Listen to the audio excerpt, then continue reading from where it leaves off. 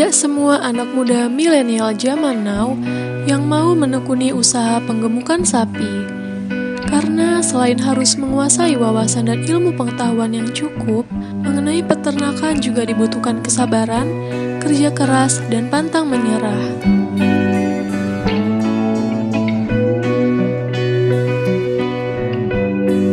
Bagi Arwan Jaya, menekuni peternakan sapi ada pengalaman tersendiri yang membuat dirinya merasa tertantang.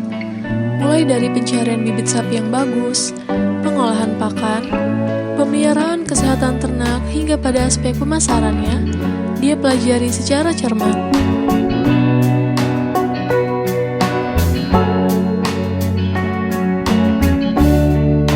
Arwan juga tidak mau gegabah dalam memilih dan mencari bibit sapi yang akan dikembangkan. Dia tidak terfokus pada satu jenis saja. Namun, jenis sapi yang dipeliharanya juga sangat beragam.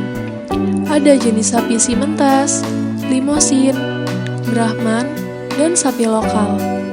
Kemudian, dia belajar mengolah pakan dan mengembangkan teknik dan cara-cara penggemukan sapi. Arwan juga banyak bertanya dan menimba ilmu kepada senior-senior yang sudah banyak makan asam garam di peternakan sapi, terutama aspek pemasarannya.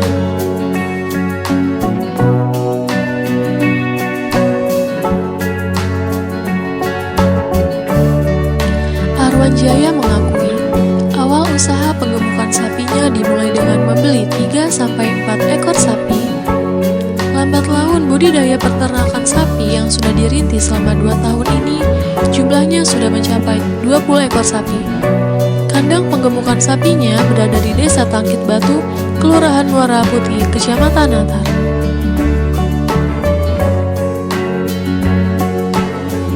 Usaha sapi ini saya mulai sudah 2 tahun ini.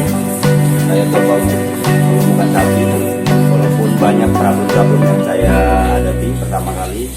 Dari tahun pertama saya belajar untuk mengolah pakannya, dari saya racik sendiri, belajar dari teman-teman yang memang berkompeten di situ.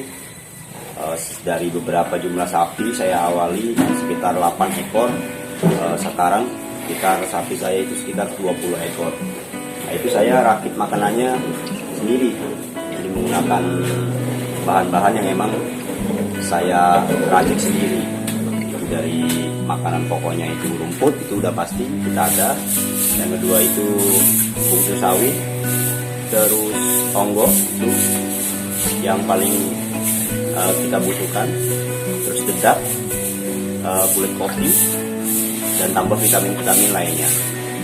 Kita tabungan, itu sifatnya tabungan, jangan sifatnya kita harus menghasilkan sekian ekor. Itu tahap awal itu kita berpikir itu gimana caranya kita nabung dengan memberdayakan orang lain untuk bekerja di tempat kita, itu untuk menghasilkan hasil yang maksimal dengan pola yang kita pelajari sebelumnya. Karena sapi itu agak sulit cara memilih bibitnya, cara teknik mengolah pakannya, mencari bahan bakunya untuk makannya, itu lumayan agak sulit gitu kalau untuk orang-orang baru yang belum ada relasi yang bagus. Kalau bibit sapi kita bisa cari ke teman-teman di petani-petani di kampung yang memang bahan-bahannya bagus. Yang pertama kita harus memilih posturnya, kita harus belajar juga bentuk posturnya, kakinya, mungkin tinggi badannya. Itu harus emang kita perhatikan benar, karena itu menentukan bobot sapi nantinya. Hasil kita bisa maksimal atau nggak maksimal, itu bobot bibit sapi itu menentukan hasil akhir juga. Jadi itu harus dipikirin matang-matang dalam memilih jenis sapi-sapi yang mau kita temukan, karena itu berpengaruh besar di akhir nantinya. Dan harga belinya kalau bisa kita sharing ke teman-teman yang di dunia sapi ini, ada relasi-relasi pelatih sapi yang memang berkompeten di situ. Kita minta mereka bisa juga dengan harga yang istilahnya masih masuk, kita gemukan lagi, tinggal kita beli dengan bobot yang kita inginkan.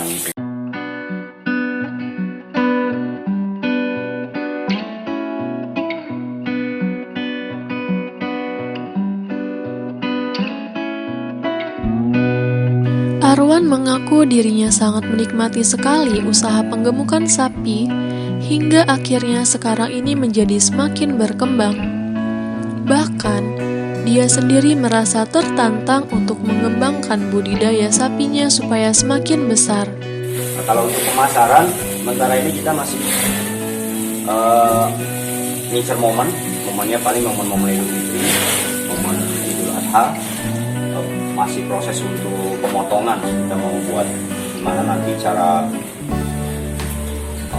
kita potong sendiri, kita jual ke pasar, jual daging ke depannya.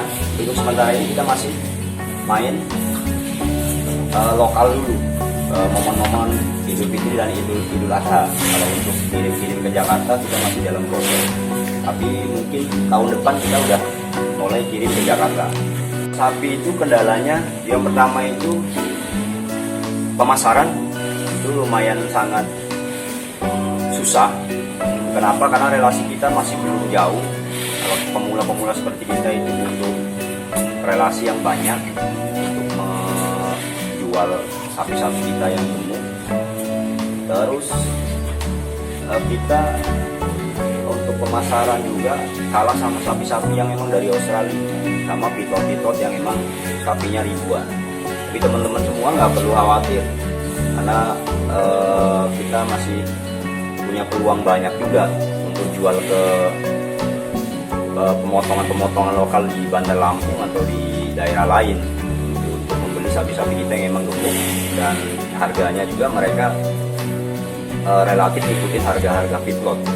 Bahkan, Arwan juga tidak segan-segan untuk mengajak rekan-rekan seusianya untuk mencoba mengikuti jejaknya atau bekerja sama untuk mengembangkan penggemukan sapi. Penggemukan sapi, kalau ada tabungan yang emang mau dikembangkan untuk usaha sapi, bisa dicoba, bisa belajar. Nanti kita kasih solusi-solusi yang terbaik, hitungan yang emang bagus, gimana caranya kita nggak rugi, kita untung, nanti kita belajar bareng-bareng. Ini tuh yang bisa saya bagi ke teman-teman. Kalau mau mencoba usaha pengembangan sapi, nanti boleh kita ngopi bareng. Nah, bagaimana? Ada yang tertarik dan mau mengikuti tantangan Arwan memulai usaha penggemukan sapi? Dicoba aja dulu. Demikian tim redaksi CTV Sumatera melaporkan.